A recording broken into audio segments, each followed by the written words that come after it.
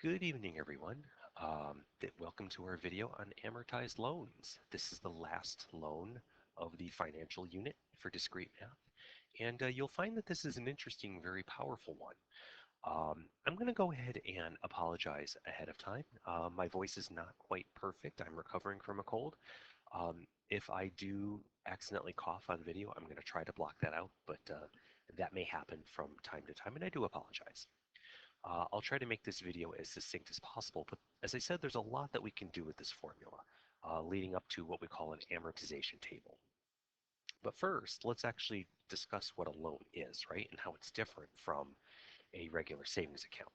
So in a regular savings account, right, whether you have money going in once or if you have money going in many times, regardless of which way you have it, you start from zero. You put money into the account and then it continues to grow over time.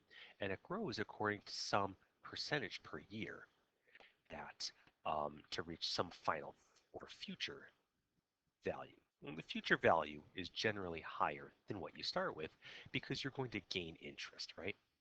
That's the way most savings account works. Well, how does a loan work? Well, let's see. On a loan, you are borrowing the money. So you're still gaining money, but instead of you giving the money to the bank is giving you the money like this. So you start from, so essentially it works like this. You start from zero, but you then get a sum of money. So you have a um, loan balance. You start from zero, but then you're given this loan balance. They give you the money. And then the idea is you make payments, and then those payments are going to shrink the future value to zero again. But here's the thing, the interest um, is going to have to calculate on all these different payments. So the way that this works is you only um, collect interest on the balance that you currently have. So if you have a balance of, let's say you borrow, say $10,000, right? So that first month, you are going to be calculated the interest on that $10,000. So let's say it's 7%. So 7% of 10,000 is going to be $700, right? So after that first payment, you're going to pay $700, right? In interest. So your new balance after the first month is going to be 10,700. You are then going to have to pay some amount on the loan, and hopefully your monthly payment is more than $700 because if it's not, you're in trouble. So let's say you pay $1,000 and say so you pay $1,000 and then like this. So you pay $1,000. Your then balance is $9,700. So after 1 month, you owe $9,700. Even though you paid 10,000, even though you paid $1,000, right? Because it calculates the interest on the $10,000 and then you make the payment. Okay, so now what? Now you have to pay 7% of this value. And so now you have to calculate 7% of 9,700, right? So you calculate, so you do 0.07 times 97. Nike's not working, 9,700, and that's $679. And so you were then going to pay $679 of interest, which is less than the 700 that you paid the first month.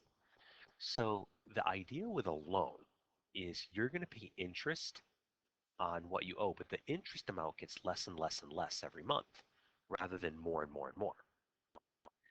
Okay? And eventually, your future value is going to reach zero so that you've paid the loan off. So then the question is, how do we figure out like what that is? Okay, So let's think about it. What does the bank want to do? We'll start back at the beginning. The bank wants to make money, right?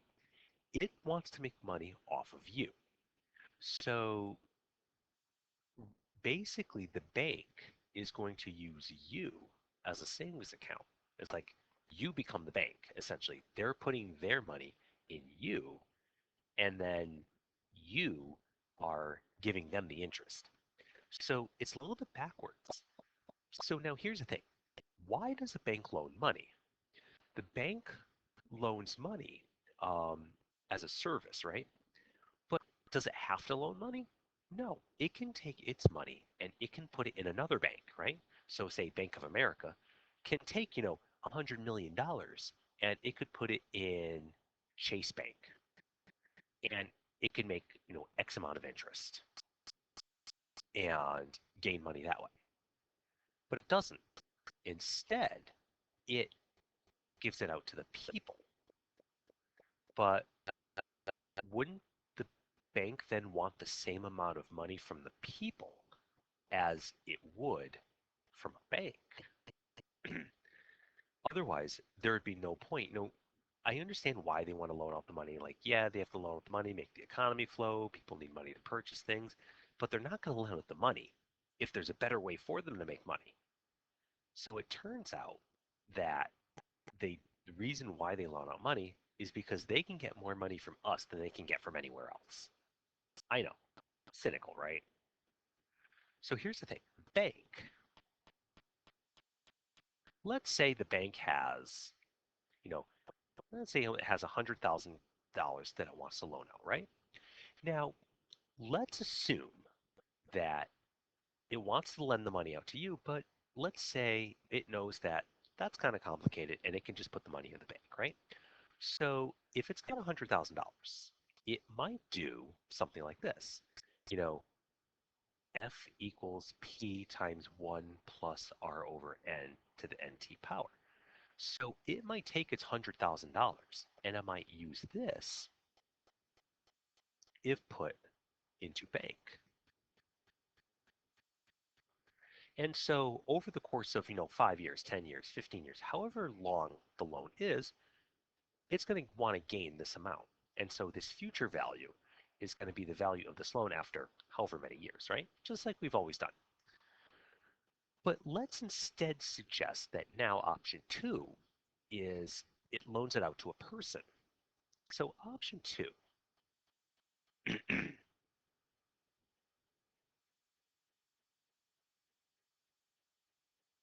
it loans it out to a person. And F equals, but now the person is not going to pay back, 107 or whatever, is not going to pay back all this 100,000+ all in one shot. They're going to want to make payments because it would stink to do it another way, right? So option number 2, the person is going to pay back the loan. D times 1 plus R over N to the NT power minus 1 over R over N. So that's our systematic formula. If loan to person.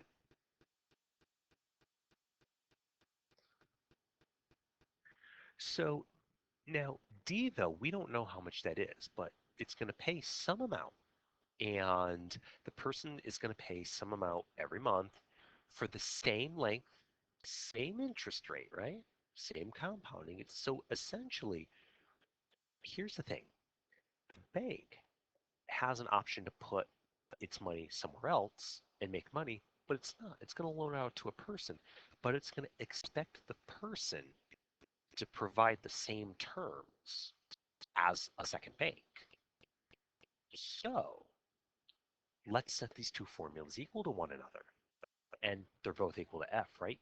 At the end, the bank is going to want some future value. It wants some money for its money. So now what we have is we have P 1 plus R over N to the NT power equals D parentheses 1 plus R over N to the NT power minus 1 over R over N. Okay, what the heck are we going to solve for here in this formula? We're going to solve for D. And D, though, however, is going to morph. And it's no longer a deposit amount because the people aren't depositing money. They're repaying money. So now we're going to turn this into R, big R. And R stands for repayment.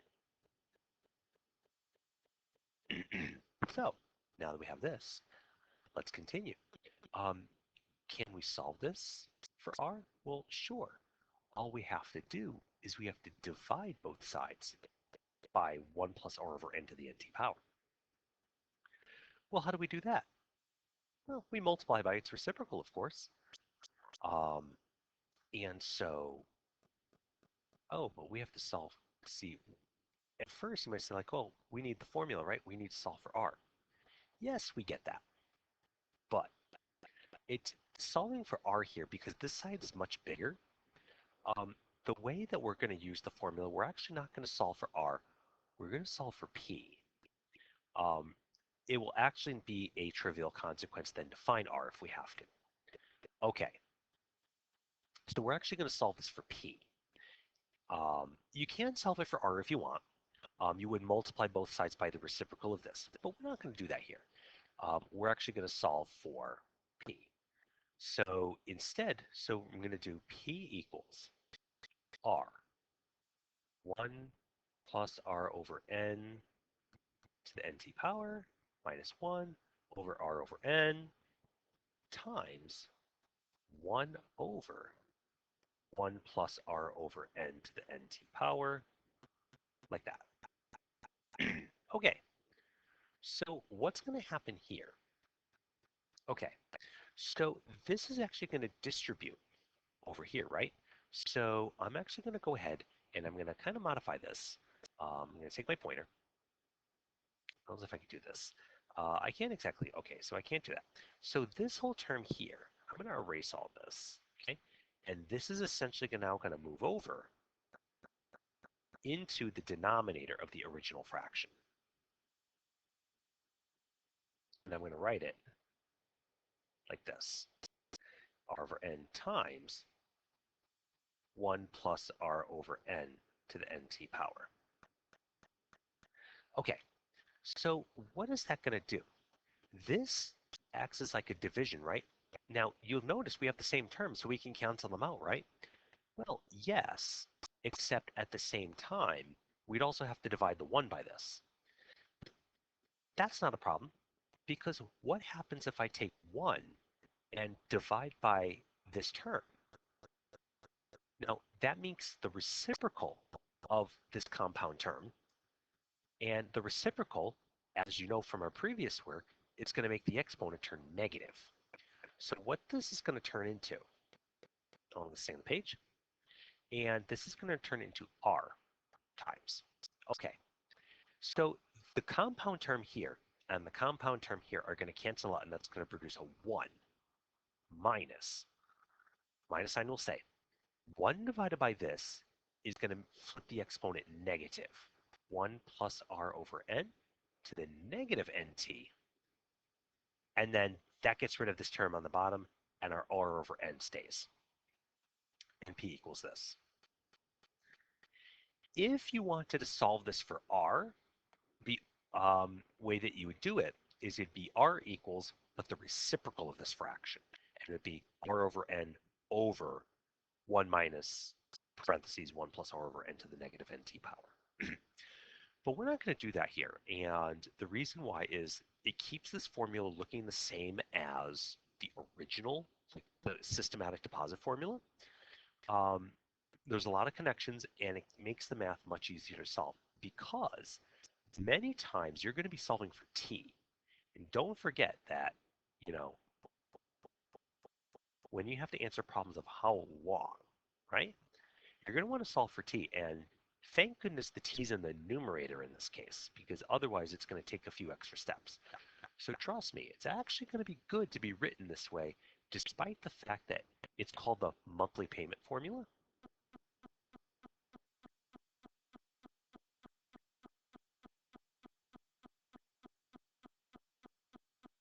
Now, the term monthly payment formula is a misnomer because, as you can tell with the N here, this doesn't have to be monthly. This can be done quarterly, daily payments, if you will, weekly payments, whatever. It could be handled, it can handle all of those situations. But most loans are done on the monthly basis. And so they do this sort of formula, uh, usually calculated with N being 12. Actually, no, I take that back with monthly payments. Um, this will actually differ slightly from real life. And just as a fair warning, this formula, if you were to compare this formula to what, say, a bank is going to charge you, like if you were to actually look at like purchasing a car or a mortgage or whatever, this is going to be slightly different than what they come up with. And the reason for it is because remember we said earlier that N and R and all these variables have to agree on time length. So if N is compounded monthly, your payment has to be monthly. In real life, though, the payments are monthly, but the interest is daily. Um, and so the formula is modified a bit to account for that. We're not going to cover that here. For this one, the simpler formula is used when monthly, monthly. And so all of our work here is really going to be done. We're going to treat this as if it were monthly. So unless otherwise stated, N is going to be 12 for these problems. Okay? But this is called the monthly payment formula.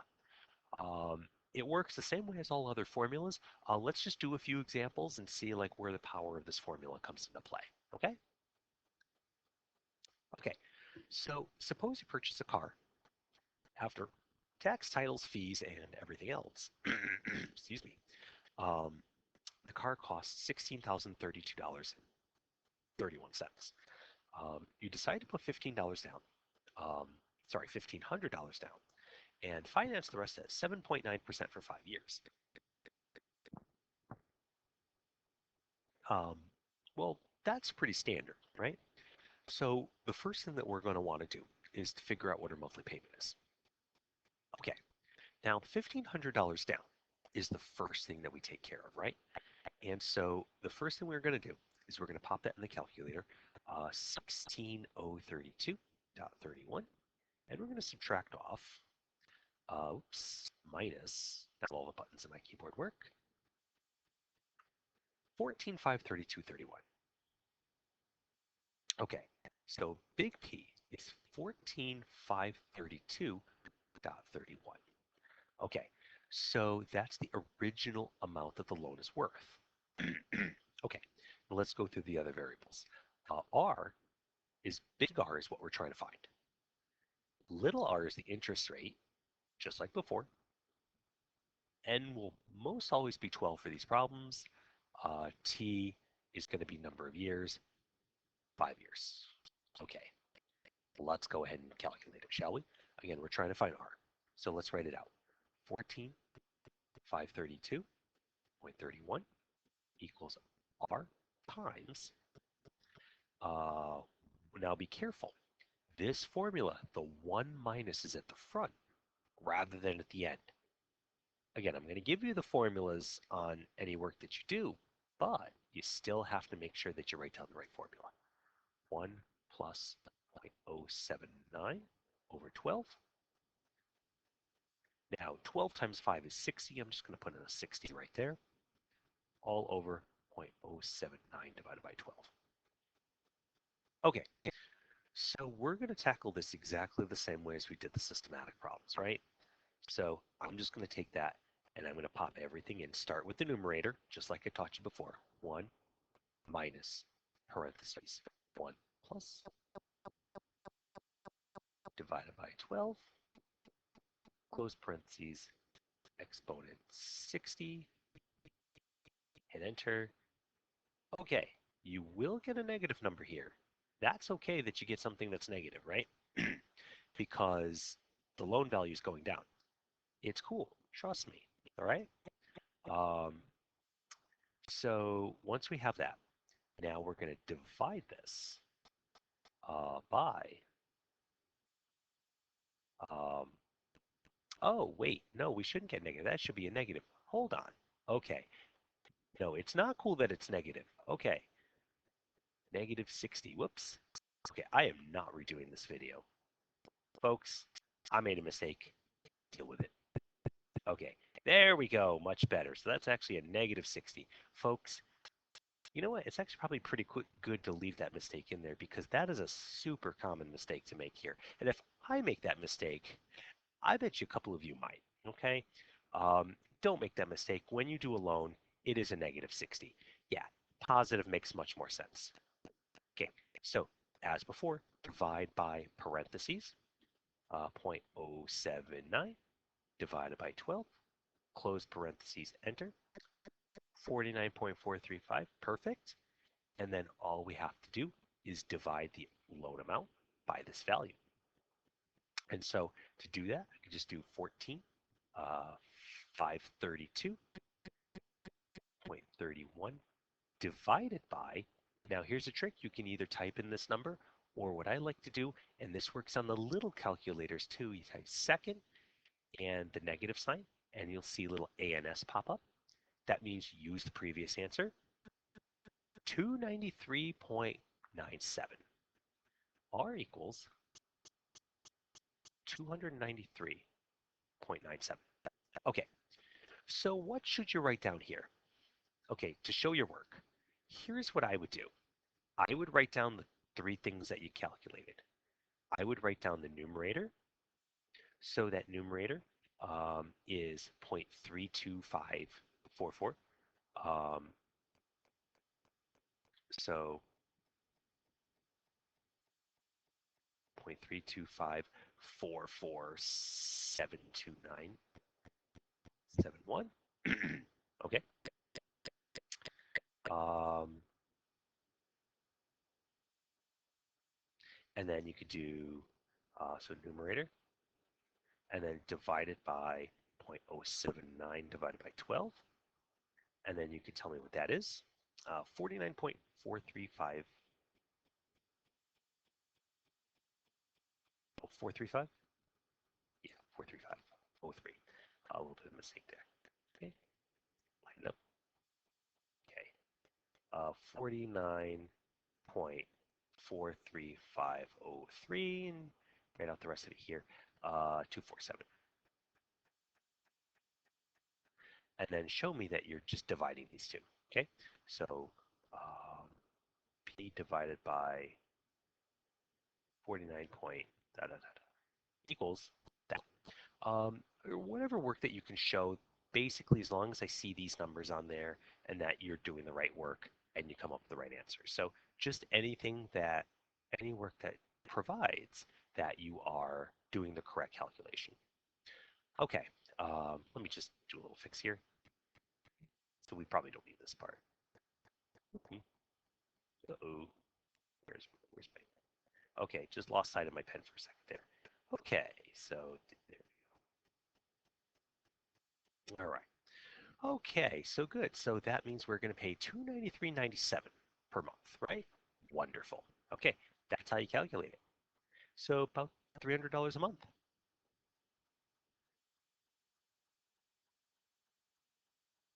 Now, what's interesting that you could do here is now, if you think about it, you could actually figure out, well, you're going to make 60 payments, right? So you can take this number, 293.97, and you can multiply it by 60.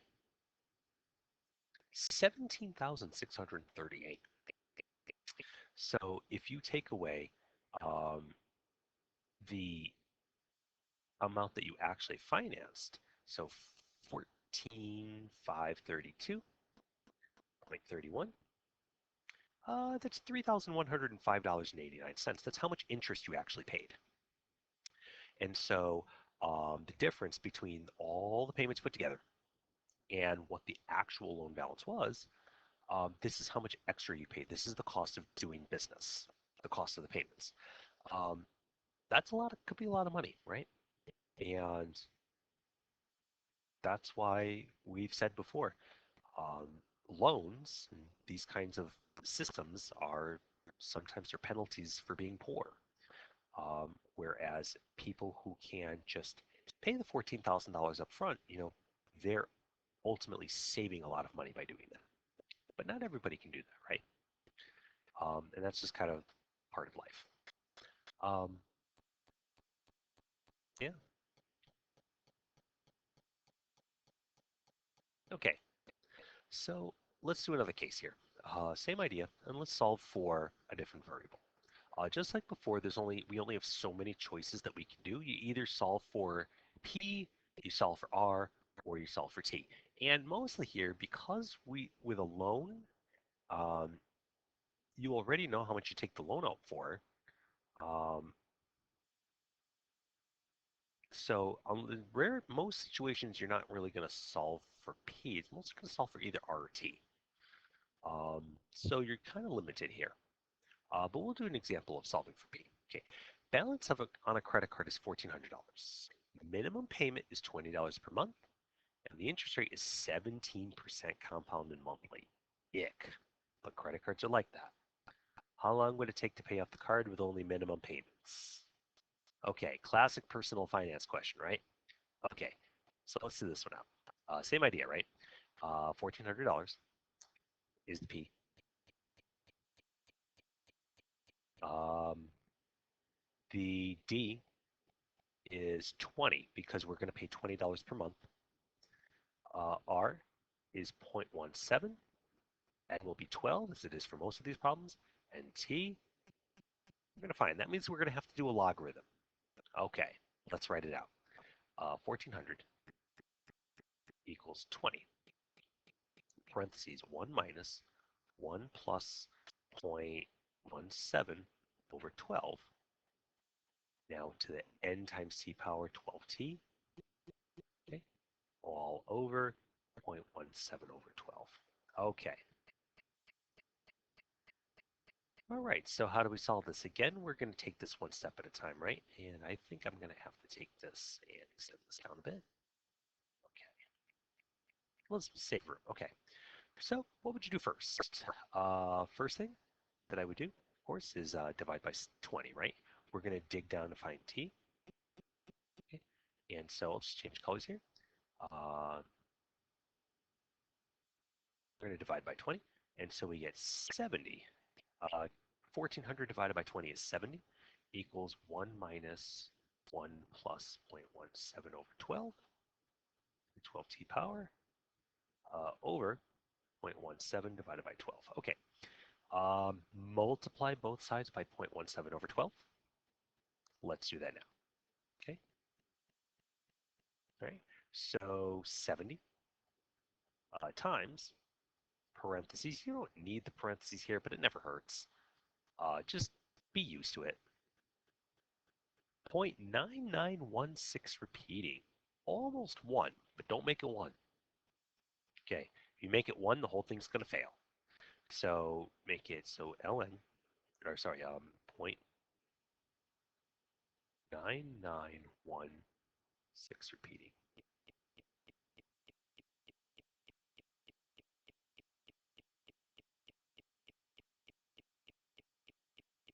Okay, so how do we handle the situation? Now, if you recall, we did problems like this at the start of this unit, right?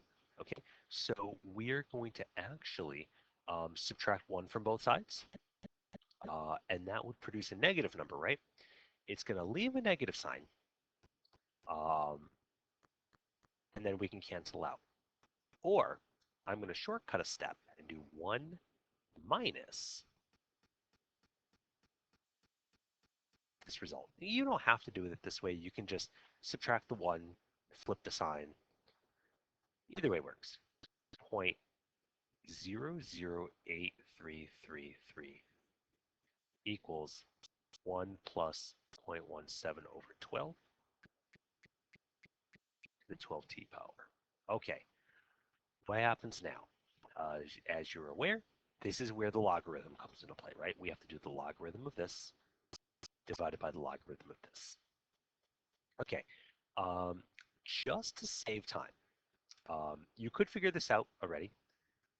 Just to make it kind of exact, I'm just going to type it into the calculator as is. I'm going to do the log of 0.008333 divided by the log of 1 plus 0.17 over 12. Okay, log of the whole number of the regular number divided by log of the base.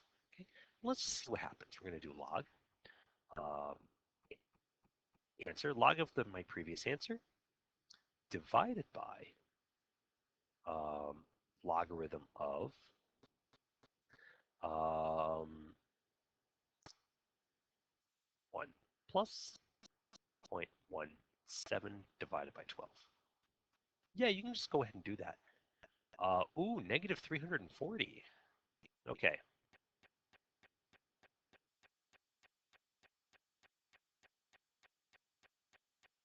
0.3287373.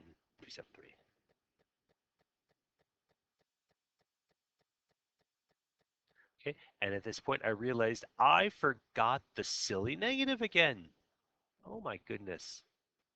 Guys, maybe it's too late at night. Maybe I should go to bed. I don't know. Anyway, here we go. This is now equal to negative 12t. Remember, taking the logarithm drops the negative 12t out of the exponent. Okay, and now all we have to do is divide by negative 12. 28.36.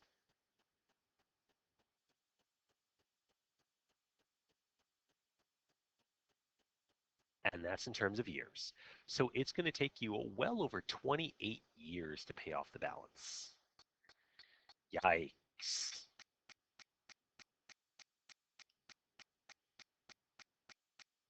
And in case you're wondering, on that $1,400 balance, you're going to pay that. Okay, so you're going to pay that times 12. You're going to pay that times 20.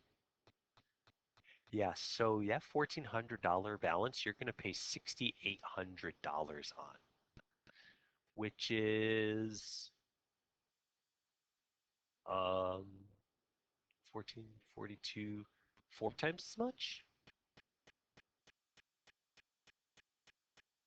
56, yeah, 5 times as much. That is just shy of 5 times as much as the original balance. Man, okay. What if we paid $50 instead of 20? Now, I could just go through and redo all the work here, and I'm going to write everything out, but we're not. Um, what I'm going to do is just show you what's going to happen um, if I change 50 to 20. So what I'm going to do, most of the work is going to remain the same, right? The only thing that's going to change is this number here, okay?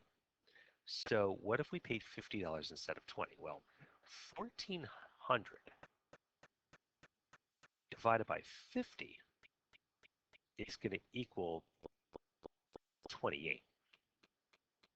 And so um, what we then do, is it 28? Yeah, it's got to be 28. Okay, so what we're going to do is I'm going to redo all these calculations, but from the perspective of 28 instead. So we're going to do this. We'd have to do 28 times 0.17 over 12. 1 minus this number. So the formula basically is going to look like this. You're going to have 28 equals 1 minus 1 plus 0.17 over 12. 12t negative all over 0.17 divided by 12. Okay. Um,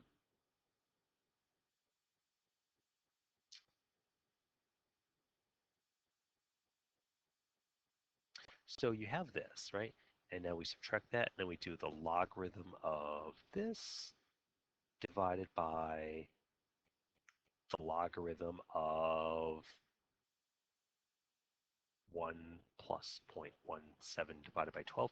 I know I'm kind of just shortcutting this, but for the sake of calculation, you can go, it would be not too hard to go through the same math that we already did. Okay. Um, So we do that and press enter. And yep, negative 35, this time much smaller number.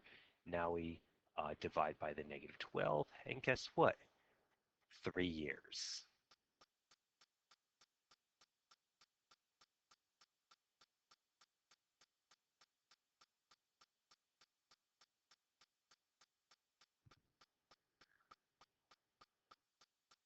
Okay, so once we have that, look at the difference. $50 instead of 20, 28 years, 3 years. Wow. Okay, but why the difference?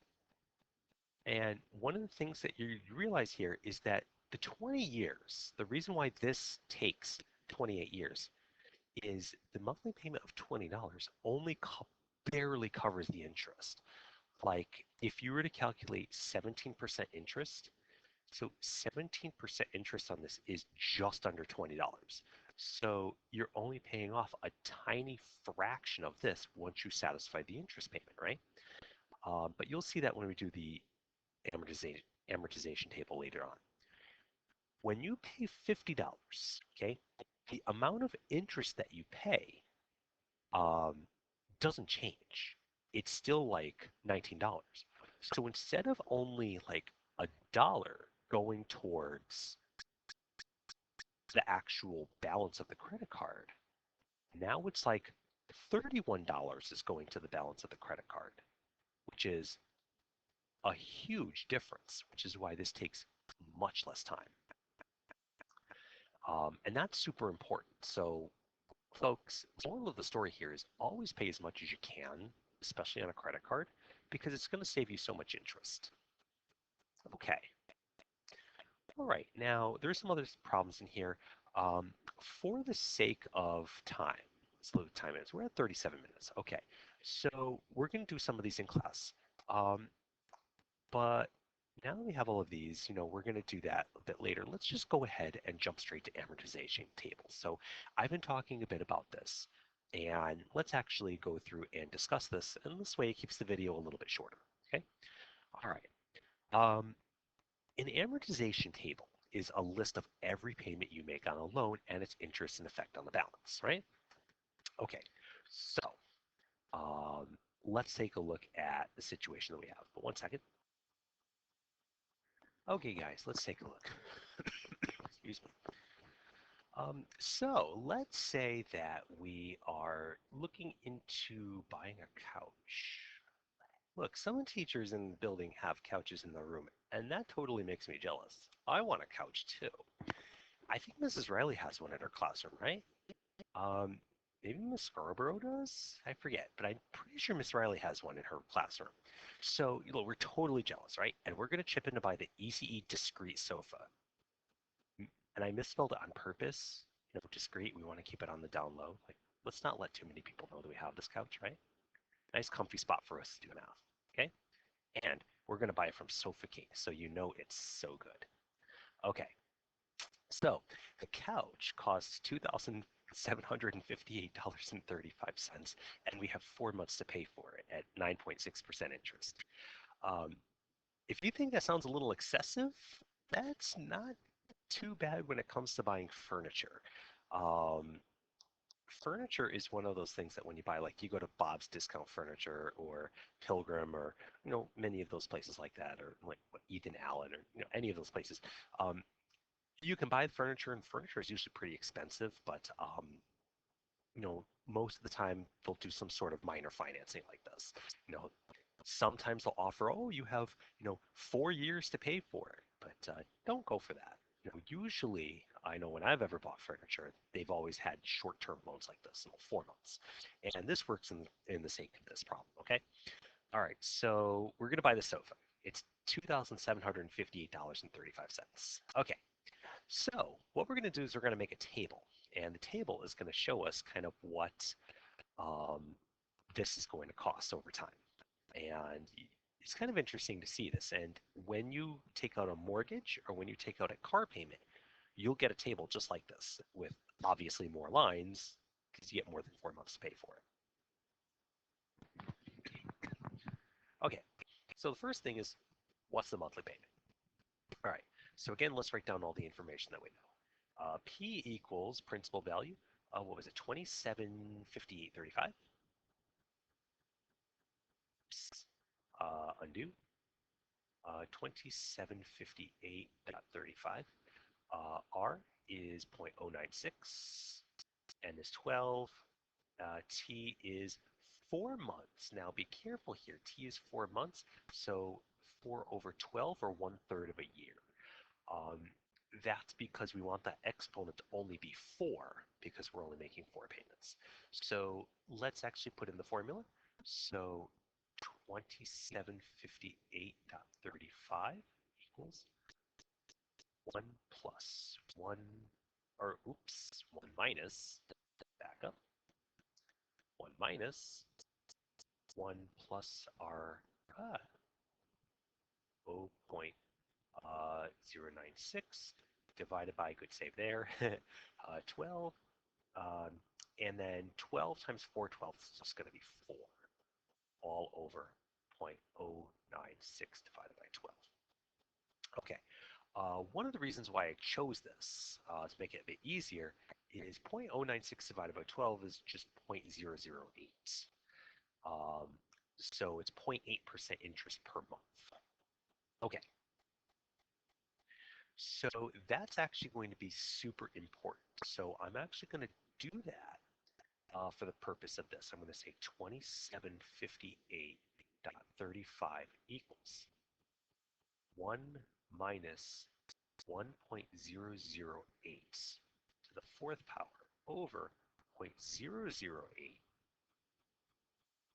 Okay, so the reason why I'm going to do that now, doesn't that look just so much better, first off?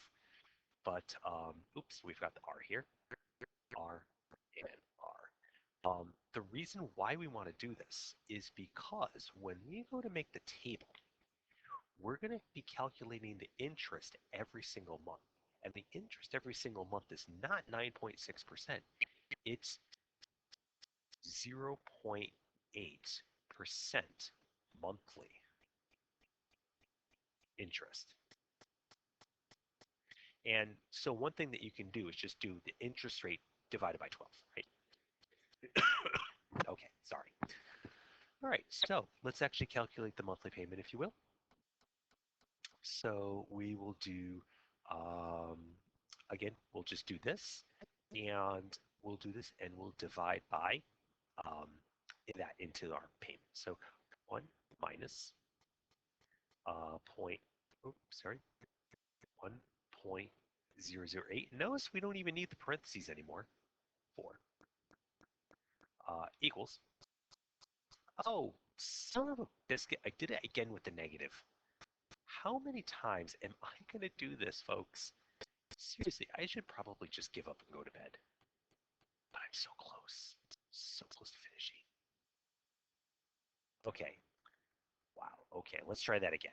1 minus 1.008 exponent negative 4 equals out. Okay, much better. And you're going to notice it is a different decimal. So we can't just make the final answer like negative. Um, the decimals will also change. Okay, divided by 0.008, okay, 3.9212, okay, and then we're going to divide that into the original amount, 2758.35, and we're going to divide by that result there. That's going to give us 703.43. Okay, now here's the thing. Notice the last decimal, 0.43419, okay? Here's what I'm going to do. This is up to you. You don't have to do this, but for the sake of, I want this to be as close to reality as possible. A bank is actually, despite the fact that it's 0.419, normally you would round down to 703.43. Most banks are actually going to round this up to 703.44. Uh, and the reason for it is because technically at this payment, 703.43, because this is the true monthly payment that's necessary, 703.43 isn't quite going to be enough to cover all the interest. You're going to be about half a penny short. And what that's going to do is that's going to compound over the 4 months, and it's going to cause the last payment to go up. You're still going to have a balance after 4 months of like 5 cents or whatever it's going to be. We don't want that. So we're actually, when you do this part here, when you do an amortization tables, it helps to round this up to 703.44. So I'm going to put that here.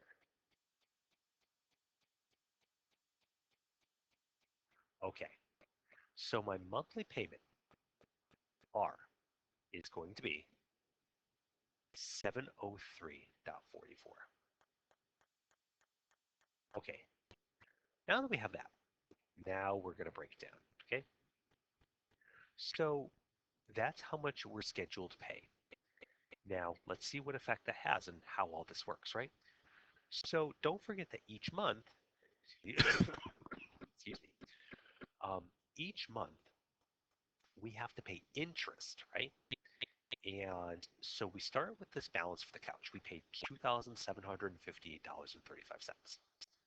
Okay, so the first thing that we have to figure out is how much interest we owe on that.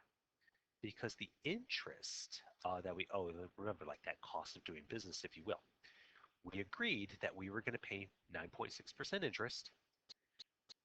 And so therefore, the balance, we are going to pay 0.8% each and every month. So with a calculator, um, you can simply do, so for the sake of generalization, I'll do 2758.35. A key's not working. And I'm going to multiply it by parentheses. Um, I guess you don't need them, but whatever. 0.096 divided by 12. Remember, parentheses never hurt. And that's going to get me about 2206.68.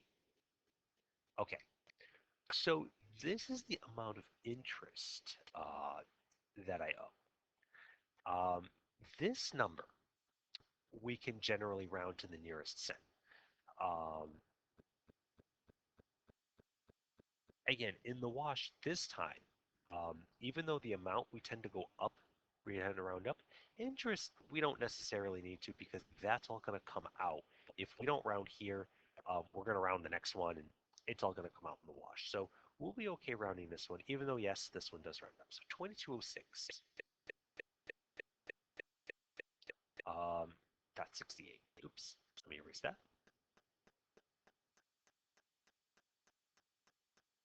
Hang on. Okay, so 22.06.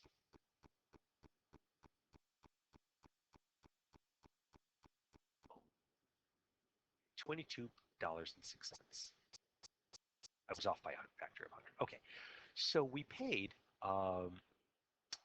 oops, 2207. I'm sorry, 22.07. Okay, so we paid $22.07 worth of interest. Now, that amount, where does that come from? That is covered by the amount that we paid. So we're paying 703.44. That is intended to cover the interest that we pay, and then the remainder of our payment that we sent them is going to go towards the actual couch itself. So we're going to subtract these two. And so we're going to do 703.44 and we're going to subtract 22.07. We'll do this one without the rounding, or with the rounding. 681.37. Okay, so don't subtract unrounded values here. Use the rounded values because these should now equal, okay? So amount minus interest paid equals principal paid, okay? Now, to get the new balance, this is how much we actually paid towards the loan. Subtract this from the original amount.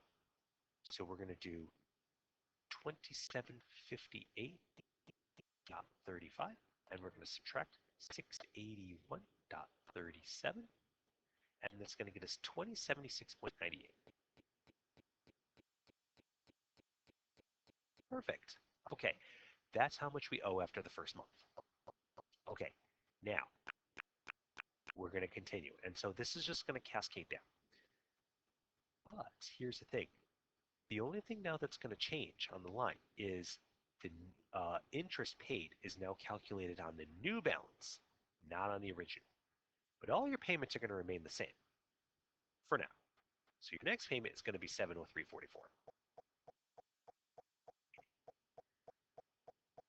My new balance is this.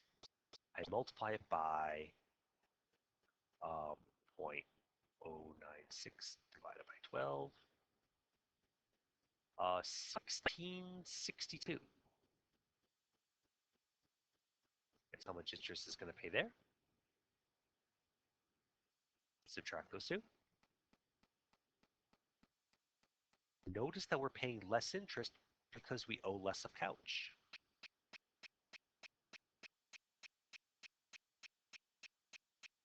680, 682.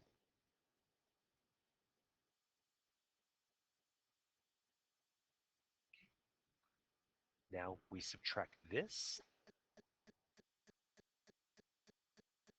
from that. And so we do 2076.98 minus our last value, 1390.16.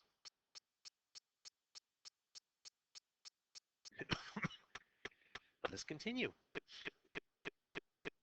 Next payment, 703.44. Okay. Interest paid,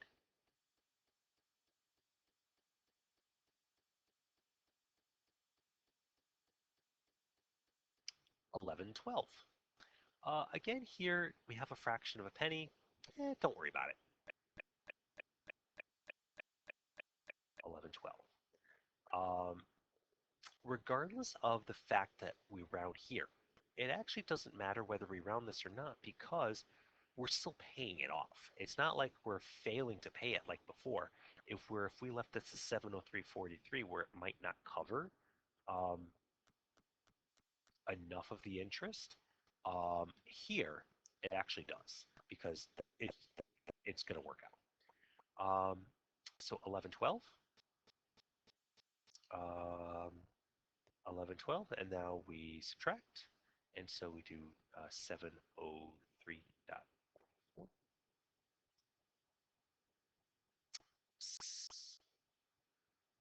Oops, minus 712, so it's going to be 692.32. Okay, so we're paying 692.32. We subtract these two,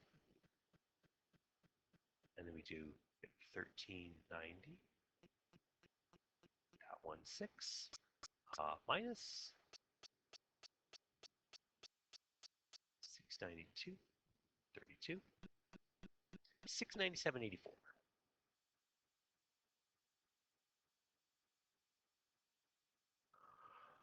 Okay. Now, here's the thing. At this point, now you may wonder, oh, hey, wait, 703. So do I not need to pay that much? I don't need to pay 703. You still might because you still have to pay interest on this. When you get to the last payment, don't forget that there's still interest to calculate. So rather than write down when you get to the last one, leave the last amount blank for now, okay? And instead, let's calculate the interest first. Let's do 697.84, or just multiply by, oops, times 0.096 divided by 12. 558.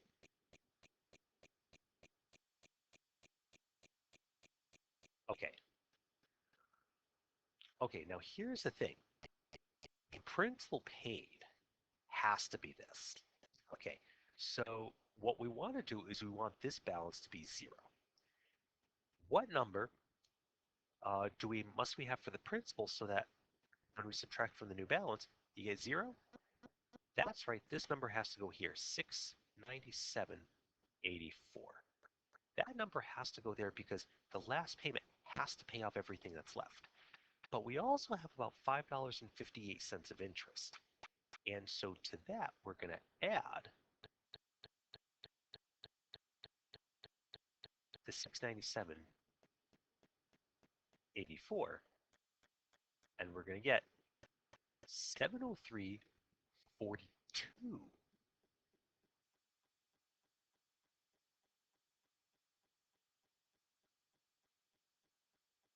Okay,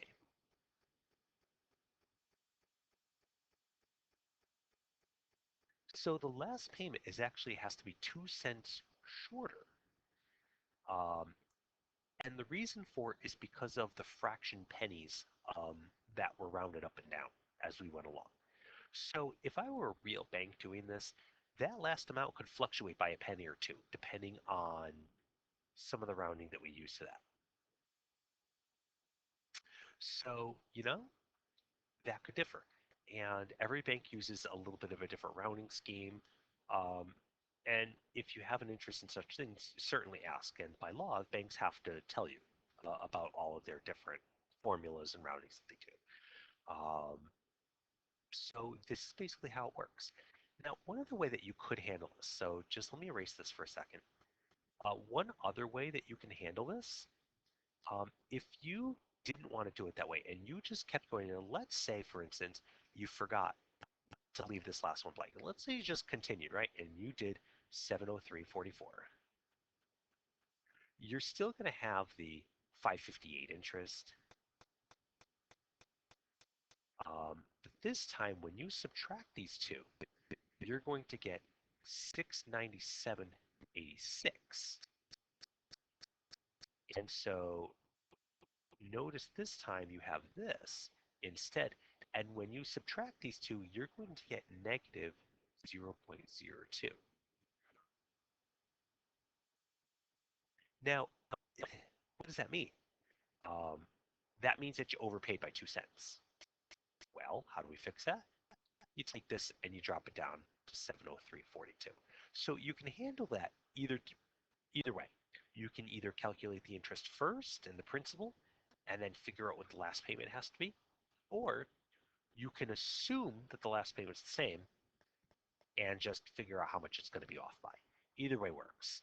Um, there's no like interest on that fraction amount or whatever. It's not going to get calculated. But anyway, this is an amortization table. So just kind of recap. Um, find the monthly payment, then calculate the interest, subtract from the payment, that's your principal. Subtract from the original amount, that's your new balance. Find the interest based on the new balance. Subtract from the amount, that's your principal. Continue. Once you get used to it, it's fine. But we'll do a couple practices, okay? Um, but there you go. There's a little bit of an example of everything. I hope you guys have a great night. Sorry for all the coughing. And we'll pick up and do a few examples in class, all right? Have fun. Have a good night.